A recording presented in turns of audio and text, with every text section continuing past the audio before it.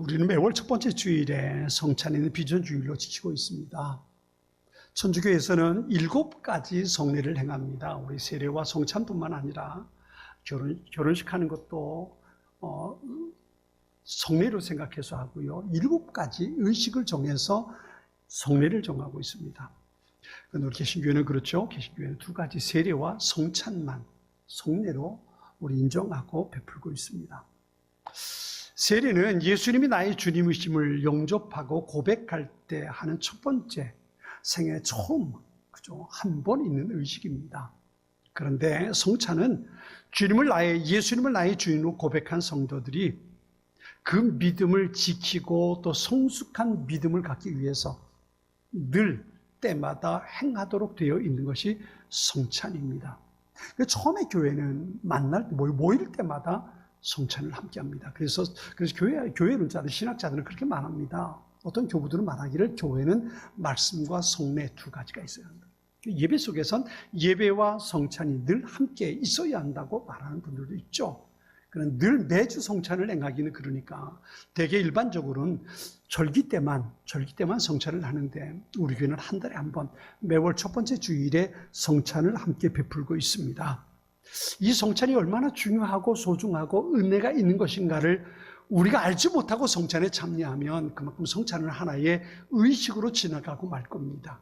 그런데 이 성찬엔 엄청난 하나님의 은혜가 또 신비로움이 담겨 있다는 것을 우리 잊지 말아야 합니다. 오늘 보면 마가복음 14장 21절부터 있는 이 말씀을 통해서 이 성찬의 은혜 다시 한번 우리가 말씀 속에서 찾아보려 합니다. 예수님께서 십자가를 지기 전 마지막 날 밤입니다. 그러니까 예수님의 사역의 마지막 시기입니다.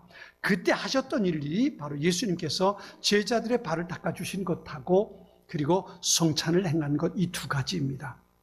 그만큼 예수님의 마지막 순간에 하신 일이기 때문에 예수님의 모든 사역의 가장 핵심적인 결론과 같은 내용이라고도 볼 수 있습니다. 그만큼 이 성찬 속엔 예수님께서 제자들에게 주시고자 하시는 놀라운 은혜가 담겨 있다는 겁니다. 예수님께서 제자들과 나누었던 이 성찬은 예수님에겐 마지막 최후의 만찬이었습니다. 예수님에겐 최후의 만찬이었는데 우리에게는 최초의 성만찬이 되는 겁니다. 오늘의 말씀은 예수님께서 제자들과 마지막 식사를 하면서 성찬을 제정하고 그리고 그 속에 담긴 은혜, 신비를 우리에게 가르쳐주고 있는 내용입니다. 예수님께서 죽기 전에 이 땅에서 지내신 마지막 밤에 일어난 일을 이제 별과 몇 시간 후면 예수님은 체포돼서 십자가를 향해 나아갈 겁니다. 12시간쯤 지나면 예수님 십자가에서 그 삶을 마쳐야만 됩니다. 이 소중한 시간에 예수님의 마음은 어땠을까요? 그냥 모르고 지나가다가 덜컥 걸려가지고 십자가를 맞으면 그냥 그 순간만 고통스러울 수 있을 텐데 예수님 이미 아시잖아요. 예수님은 이미 십자가가 앞에 있다는 걸 알고 계십니다. 이제 몇 시간 후면 그와 같은 일들이 일어날 것이라는 건 예수님 알고 있습니다. 그렇기 때문에 예수님의 마음은 더욱 아팠을 겁니다. 예수님은 더욱 고통스러웠을 겁니다. 예수님의 마음은 더욱 무거웠을 겁니다. 그런데 그날 밤 예수님께서 그 마음을 가지고 제자들과 함께 하셨던 일이 바로 이 성찬을 제정하는 일이었습니다. 예수님이 이렇게 말씀하십니다. 그들이 먹을 때에 예수께서 떡을 가지사 축복하시고 떼어 제자들에게 주시며 이르시되 받으라 이것은 내 몸이니라 하시고 그랬어요. 6월절 만찬입니다. 유대인들은 6월절 만찬을 지키는데 6월절 이 식사하는 6월절 만찬은 이스라엘이 애굽에서 모세의 인도를 따라 출애굽하게 되지요. 출애굽하기 전에 10가지 재앙이 애굽 땅에 쏟아지게 됩니다. 그런데 그 마지막 10번째 재앙이 장자를 죽이는 재앙입니다. 어느 집이건 첫 번째 태어난 모든 것을 내가 죽이겠다고 하나님 말씀하십니다. 하나님께서 사자를 보내서 집집마다 들어가서 첫 번째 태어난 것을 누구든 다 죽이는 겁니다. 이게 10번째 재앙입니다. 그런데 그 재앙을 이루기 전에 하나님께서 모세에게 말씀하십니다. 이스라엘 백성들에게 얘기해서 이제 곧 출발할 테니까 양을 한 마리 잡아가지고 양을 한 마리 잡아서 그 가족들이 먹을 만큼의 양을 잡아서 그 고기를 먹고 그리고 그 피를 앞에 대문에 현관의 문의 좌우 위에 바르라는 겁니다. 피를 바르라는 겁니다. 양을 잡아서 양고기는 먹고 그리고 피를 바르라는 겁니다. 그러면 장자를 죽이는 재앙을 시행하는 그 천사들이 사자들이 집집마다 들어갈 때에 그 피가 발라진 집은 들어가지 않고 넘어가겠다는 겁니다. 이게 패스오버, 이게 유월절입니다. 그리고 그 피가 발라지지 않은 집에 들어가서 장자를 모두 죽이는 겁니다. 유월절 만찬은 이것을 기념해서 유대인들이 늘 유월절에 하는 식사입니다. 그러니까 그 양이 죽고 양의 피가 발라짐으로 인해서 우리 가정에 생명을 얻었다고 살았다고 그것을 감사하며 그렇게 식사하는 그 날이 바로 유월절 식사인 겁니다. 그렇게 양의 피를 바르지 않은 애굽의 모든 가정은 장자가 다 죽습니다. 그런데 피를 바른 유대인의 가정은 장자가 살아남는 겁니다. 아마 첫 번째 유월절을 지키던 그 유대인들은 그때 어떤 일이 벌어졌는지 잘 몰랐을 겁니다. 자기 집엔 아무 일도 일어나지 않았으니까요. 자기 집엔 들어오지 않은 장자가 죽지 않았으니까 그냥 그렇게 지나갔을 겁니다. 그런데 애굽 사람의 집에는 그 양의 피가 발라지지 않은 집은 장자가 모두 죽었던 겁니다. 지금 예수님과 마지막 만찬을 나누고 있는 제자들도 아마 마찬가지일 겁니다. 예수님께서 마지막 만찬을 나누면서 이것이 내 살이다, 이것이 내 몸이다, 이것이 내 피다라고 말씀하시지만 제자들은 어떤 감동도 잊지 못했을 겁니다. 왜냐하면 예수님은 그 십자가에 대해서 알고 계시지만 제자들은 거기에 대한 의식이 없단 말이에요. 예수님 아무리 내가 십자가를 질 거다, 내가 고난당할 거다라고 말씀하셨지만 제자들이 그게 감흥이 없는 거예요. 왜 그런 일이 일어나는데 도대체 무슨 일이 일어날 건데 지금 이 분위기를 보면 예수님 왕이 될 건데 무슨 이렇게 아무도 제자들은 감동하지 않았단 말이에요. 이 식탁이 무슨 의미가 있는지, 예수님께서 떼주는 이 빵이 무슨 의미가 있는지, 예수님께서 나누어주는 이 포도주가 무슨 의미가 있는지 제자들은 아무도 몰랐단 말이에요. 그저 침침한 등잔불 밑에서 예수님과 함께 빵을 나누고 잔을 나누면서 식사를 하고 있을 뿐이란 말이에요. 그러나 우리는 알잖아요. 우리는 이게 어떤 의미가 있는 것인지 알잖아요. 첫 번 유월절이 일어날 때에 유대인들이 그 사건을 잘 몰랐던 것처럼 처음 만찬이 이루어진 그때 제자들은 몰랐지만 오늘 우리는 알잖아요. 그 유월절 만찬이 예수님의 최후의 만찬에 어떤 의미가 있는가를 우리가 알잖아요. 그것이 무슨 의미입니까? 예수님의 살과 예수님의 피를 나눈 그것을 통해서 우리가 영원한 생명을 얻고 우리가 하나님의 자녀가 되고 우리가 세상에 누구에게도 지지 않는 능력자들이 될 수 있었지 않습니까? 이게 바로 성만찬의 놀라운 일이란 말이에요. 예수님이 식사하시다가 유월절 만찬을 베푸시다가 빵을 가지고 일어나십니다. 그리고 빵을 떼서 제자들에게 주십니다. 이것을 받아 먹으라. 이것은 내 몸이다. 내 몸이다. 우리 성경에는 우리가 늘 빵을 먹지가 떡을 먹으니까 떡으로 되어 있습니다만 유대인들은 빵이죠. 그 유월절날 먹는 빵은 무교병입니다. 누룩을 넣지 않는 빵입니다. 이제 오늘은 성만찬을 다른 것으로 준비했는데요. 지난번에 성찬식 할 때에 여러분 과자 같은 거 있잖아요. 나눴던 빵이요. 그게 유월절날 유대인들이 먹는 빵과 같은 것들입니다. 아주 마르고 건조하고 바삭거리는 겁니다. 입에 거친 음식입니다. 아마 저는 생각할 때 예수님의 마음이 그렇지 않았을까 싶어요. 그걸 먹으면서 예수님의 마음이 이렇게 다 타지 않았을까? 다 말라버리지 않았을까? 십자가를 생각, 오죽하면 겟세마네 동산 가서 아버지 할 수 있으면 이 잔을 내게서 옮겨달라고까지 말씀하셨겠어요. 그만큼 예수님의 마음은 타들어갔단 말이에요. 그 마음을 가지고 제자들과 함께 이 빵을 나누고 잔을 나누는 겁니다. 이것은 내 몸이다. 이것은 내 몸이다. 첫 번 유월절에 양이 죽고 그 양고기를 유대인들은 나눠 먹습니다. 이게 바로 예수님의 몸입니다. 세례 요한이 처음 예수님을 만났을 때에 요한복음 1장 29절에 보면 그렇게 예수님을 설명합니다. 보라, 세상 죄를 지고 가는 하나님의 어린 양이다. 세상 죄를 지고 가는 하나님의 어린 양이다. 첫 번 유월절에 어린 양이 죽어서 그 양고기를 유대인들이 먹고 그 양피를 발랐던 것처럼 예수님께서 죽으시면서 이것이 내 몸이다. 내 몸이다. 내가 너희의 죄를 속하는 어린 양이다. 어린 양이다. 예수님께서 그렇게 말씀해 주셨던 겁니다. 이 말씀이 바로 애굽에서 나올 때 첫 번 유월절에 유대인들이 먹었던 어린 양고기입니다. 그 양이 죽어야만 그 집의 장자가 살 수 있었던 겁니다. 마찬가지로 예수님께서 그렇게 그 몸을 우리에게 나눠주시고 그 피를 나누어 주신 후에 우리가 영원한 생명을 얻을 수 있었던 겁니다. 제자들은 그 의미를 이해할 수 없었지만, 그래서 그 감격을 누릴 수 없었지만 우리는 알잖아요. 이 성찬이 어떤 의미가 있는 건지. 예수님 자신의 몸을 십자가에 내어주셔서 만신창이가 되어버렸어요. 왜요? 누구 때문에? 무엇 때문에? 우리를 위해서 자신의 몸이 십자가에서 만신창이가 되어버렸잖아요. 예수님 성만찬 자리에서 말씀하시는 겁니다. 이것이 너희를 위해 주는 내 몸이다. 이것이 내 몸이다. 십자가에서 찢겨내 그 몸을 예수님께서 제자들에게 나눠주셨던 겁니다.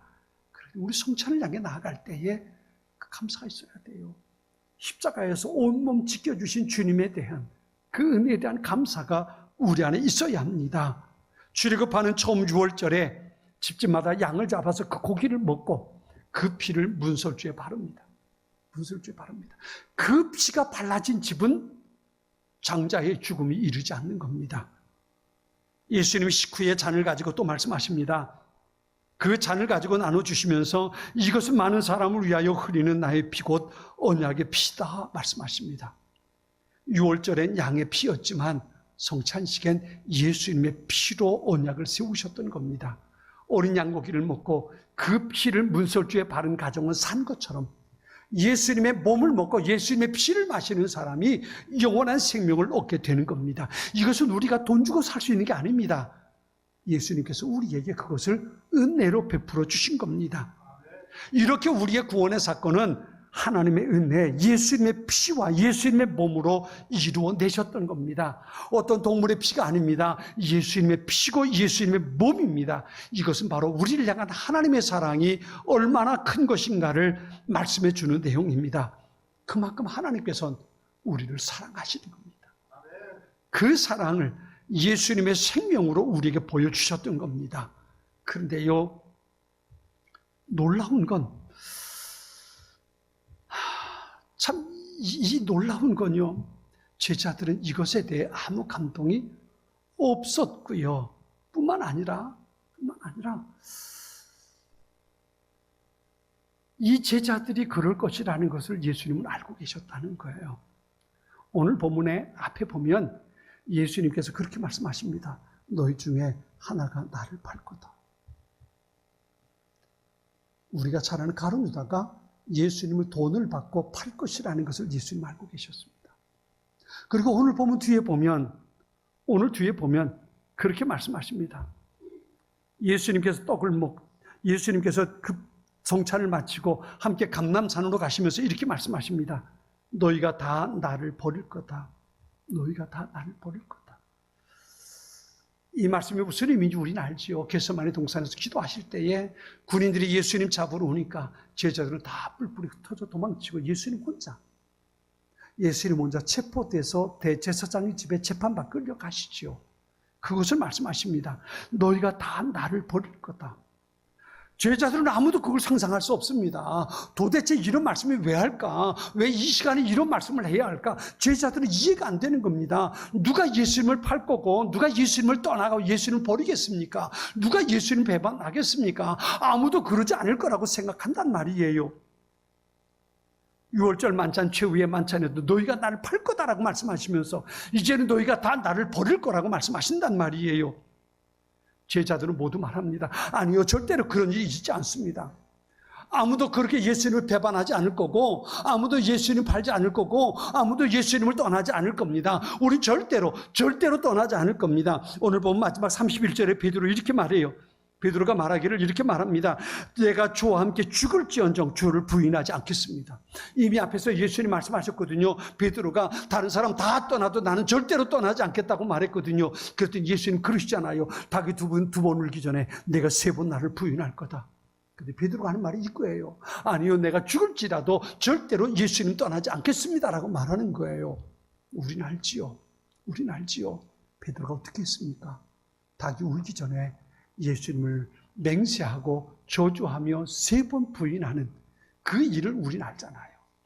그런데 여러분 이거 아세요? 이런 제자들의 모습을 예수님은 알고 계셨다는 거예요. 이놈들 가운데 하나가 나를 팔아버릴 거고, 이놈들이 다 나를 버릴 거고, 지금 수제자라고 하는 베드로조차도 나를 부인하고 나를 떠날 것이라는 것을 예수님 알고 계셨단 말이에요.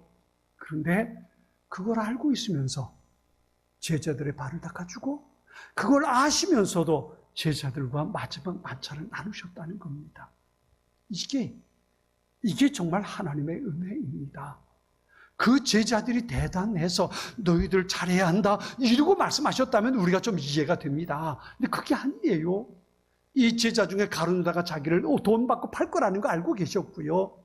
이 모든 제자들이 자기를 버리고 떠날 거라는 거, 베드로가 자기를 부인할 거라는 거 이미 알고 계셨단 말이에요. 그걸 알고 계시면서도 예수님은 제자들의 발을 닦아주시고, 제자들에게 이것은 내 몸이다, 이것은 내 피다, 그리고 떼어서 나누어 주셨단 말이에요. 이게 바로 예수님의 마음이에요. 그 마음이 어땠을까요? 여러분, 제자들이 우린 절대로 떠나지 않습니다. 베드로가 내가 죽을지언정 절대로 주님을 부인하지 않을 겁니다. 이거 베드로 제자들 거짓말하는 거 아닙니다. 그 당시 마음은 다 그런 마음입니다. 절대로 주님 떠나지 않을 거고, 우리 절대로 주님 밟 거 아닙니다. 우리가 주님 얼마나 사랑하는데요. 이게 그들의 진심입니다. 거짓말하는 거 아닙니다. 근데 문제는 그들이 연약했다는 겁니다. 주님을 사랑하긴 했지만 생명의 위협이 그들에게 있을 때에 그들은 주님을 던져놓고 도망칠 수밖에 없는 존재라는 겁니다. 여러분, 어떻게 보면 이게 우리의 모습 아닐까요? 말씀 앞에 설 때에 내가 주님 말씀대로 살겠습니다. 아멘, 그렇습니다. 제가 그렇게 살겠습니다. 하나님 감사합니다. 그렇게 고백은 하지만 과연 우리가 살아가는 매일매일의 삶 속에 내가 얼마나 하나님의 말씀을 붙들고 살까? 한번 생각해 본다면 우리가 주님 앞에 제가 잘 살았지요, 그렇게 말할 수 있는 사람이 얼마나 있을까요? 우린 하나님의 말씀을 들으면서 아멘, 주여 그렇습니다, 그렇게 살겠습니다, 그리고 다짐하고 결단하지만 돌아서서 나도 모르게 내 안에 미움과 원망이 채워져 오고 주님을 사랑하는 마음보다 나 자신의 유익을 위해서 살아갈 욕심이 더 커져 버리는 것이 우리의 모습일 수 있다는 겁니다. 그것이 제자들의 모습이었고, 그리고 그것이 우리의 모습일 수 있다는 겁니다. 그러나 여러분, 기억하세요. 주님은 그런 우리의 모습을 알고 계신다는 겁니다. 우리가 예수님의 말씀을 등지고 떠나 살 것을, 하나님의 말씀보다도 내가 원하는 것을, 하나님의 기쁨보다도 내가 좋아하는 것을 위해서 살아갈 수밖에 없는 존재라는 것을 주님은 알고 계십니다. 제자들이 자기를 버릴 것이라는 것 알고 계시면서도 그들과 함께 마지막 만찬을 나누신 것처럼 우리가 하나님의 말씀대로 살기에 실패할 거라는 거 아시면서도 우리를 성찬의 자리에 초대해 주시는 겁니다. 이게 바로 하나님의 은혜입니다. 알고 계시면서도 제자들을 사랑하시고 성찬을 나누셨던 것처럼 우리의 연약함, 우리의 부족함을 아시면서도 우리를 만찬의 자리에 초대해 주십니다. 우리의 약함을 알게 되었을 때 절망하지 마십시오. 제자 중에 한 명은 자기를 팔 것이고 다른 제자들은 다 자기를 버릴 것이라고 알고 계셨던 예수님의 마음, 그 마음이 우리를 향한 마음이기 때문에 그렇습니다. 여기에 성찬의 은혜가 있는 겁니다. 정말 보잘것없는 제자들이었습니다. 그럼에도 불구하고 그 제자들에게 소망을 두시고 수건을 허리에 동이고 대야의 물을 떠다가 제자들의 발을 닦아주셨습니다. 그리고 이것은 내 몸이라고, 이것은 내 피라고 그 넘어져버릴, 도망쳐버릴 제자들에게 그것을 나누어 주신 겁니다. 우리가 받는 성찬이 바로 그 주님의 사랑이 가득 담긴 은혜의 만찬입니다. 여전히 넘어지고 말씀대로 살기에 실패하는 보잘것없는 우리의 모습 보시고 아시면서도 우리를 성찬에 초대하시고 당신의 몸과 피를 나누어 주시는 겁니다. 요한복음 15장 13절에 예수님이 이렇게 말씀하십니다. 사람이 친구를 위하여 자기 목숨을 버리면 이보다 더 큰 사랑이 없다 그러셨습니다. 예수님은 그렇게 십자가에서 우리에게 당신의 모든 것을 내어주셨던 겁니다. 우리가 넘어질 것을 아시면서도, 우리의 연약함을 아시면서도 그렇게 당신의 생명을 우리를 위해 내어주셨던 겁니다. 우리가 성찬에 참여할 때마다 그 사랑이 가득 찬 은혜를 기억해야 합니다. 요한복음 6장에 보면 우리가 생명의 삶을 통해서 묵상했던 내용인데요, 거기 보면 그렇게 말씀하십니다. 내 살을 먹고 내 피를 마시는 자, 그에게 내가 영원한 생명을 준다고 말씀하십니다. 내 살과 내 피를 먹고 마시지 않는 사람에겐 영원한 생명이 없다고 말씀하십니다. 내 몸이, 내 피가 참된 양식이요 참된 음료라고 예수님 말씀하십니다. 이것이 성찬을 통해서 우리에게 주시는 하나님의 소중한 은혜입니다. 이 놀라운 은혜 가운데 우리가 성찬의 자리에 참여하는 우리가 잊지 말아야 할 게 있습니다. 그게 뭐냐 하면 성찬을 나누는 우리 모두는 한 가족이라는 겁니다. 예수님의 살과 예수님의 피를 나누어 먹은 우리는 한 가족입니다. 혈액형은 다를 수 있습니다. 그러나 예수님의 몸이, 예수님의 살이, 예수님의 피가 우리의 몸에 들어와서 우리 그렇게 영적인 한 가족이 되는 겁니다. 그런 우리에게 예수님 새 계명을 주십니다. 요한복음 13장 34절과 35절에 새 계명을 너희에게 주노니 서로 사랑하라. 내가 너희를 사랑한 것 같이 너희도 서로 사랑하라. 내가 너희가 서로 사랑하면 이로써 모든 사람이 너희가 내 제자인 줄 알리라 말씀하십니다. 내가 너희를 사랑한 것 같이, 연약하고 부족하고 넘어질 것 알면서도 예수님의 살과 피를 나누어 주셨던 그 주님의 사랑, 그 사랑을 내 안에 담고 성찬을 통해서 한 가족된 우리가 그 사랑을 마음에 담고 그렇게 예수님을 닮은 사랑을 할 수 있어야 한다는 겁니다. 오늘 이 말씀을 통해서 세 가지를 마음에 새겨야 합니다. 하나는 성찬이 우리를 향한 하나님의 사랑과 은혜의 만찬이라는 겁니다. 두 번째는 하나님의 소중한 은혜가 우리에게 있음에도 불구하고 우린 연약하기만 한 존재라는 겁니다. 그래서 하나님의 은혜가 필요합니다. 세 번째는 그렇게 하나님의 은혜 가운데 사는 우리는 예수님을 닮은 사랑하는 공동체로 한 가족을 이루어 가야 한다는 겁니다. 주님의 사랑과 주님의 은혜, 우리가 이해할 수 있는 것이 아닙니다. 주님은 당신의 생명보다 우리의 생명을 더 소중히 여겼습니다. 네가 살아야 한다. 내가 대신 죽을게. 넌 살아야 돼. 이것이 바로 예수님께서 우리에게 들려주신 십자가의 거룩한 음성입니다. 그 은혜 감사하는 마음으로 성찬에 참여할 수 있기 바랍니다. 우리의 연약함을 인정하고 주님의 은혜 안에서 더욱 신실하게 살아가기를 결단하며 성찬에 참여할 수 있게 되기를 바랍니다.